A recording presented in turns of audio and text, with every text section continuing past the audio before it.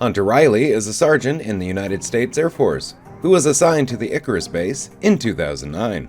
Riley was born sometime in late 1979. He grew up on a farm and had a family that never left home, so he was happy to be part of the Stargate program, regardless of where it took him. His mother was a devoted Anglican, but his father was not. He has a young sister who married while he was aboard Destiny, and a brother who died of cancer when he was finishing high school. His young nephew started school while he was aboard the Destiny, and he was upset that he could not keep his promise to take him on his first day.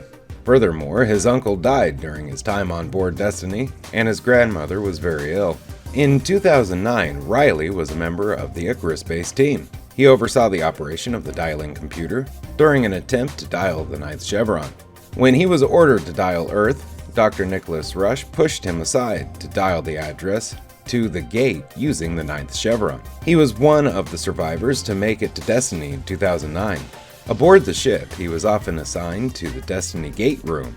He also participated in the inventory check and later discovered and named the recharging plate.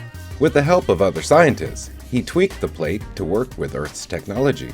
Upon discovering the Destiny was bound for a star, his name was among those selected in the lottery to evacuate in an ancient shuttle, where he monitored a console. As the shuttle was bound for the planet, he noted it was after midnight and his birthday.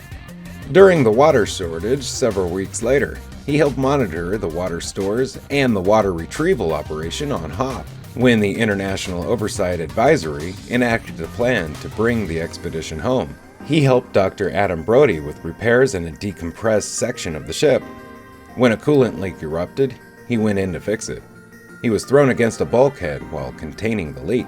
His injuries were apparent through the helmet faceplate. Lieutenant Tamara Johannesson tended to his injuries, stating that it would be touch and go.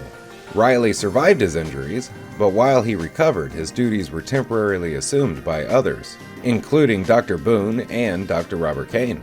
He eventually returned to duty, monitoring the active Stargate, when Chloe, Eli, Matthew, and Ronald Greer were marooned on the Ruins planet.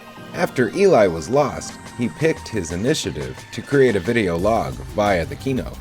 Riley stood guard while Dr. Jeremy Franklin used the Destiny interface chair to save Destiny during the Chappa'ai attack in the Void. Riley took part in the defense of Destiny when the Lucian Alliance forces invaded the vessel.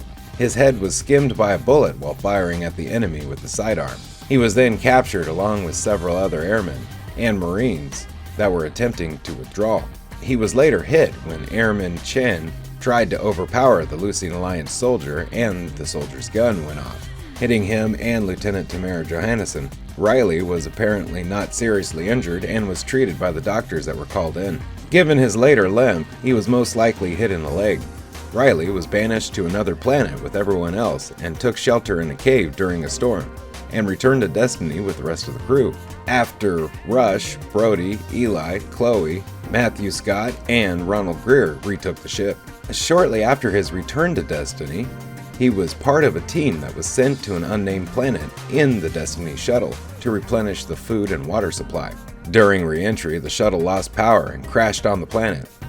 He was trapped under the rubble and could not be freed.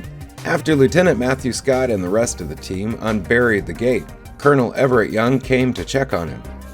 Knowing that he would not survive, Riley asked Young to end his suffering. Young placed his hands over Riley's mouth and nose and suffocated him as an act of mercy. Riley's death would haunt Young for some time.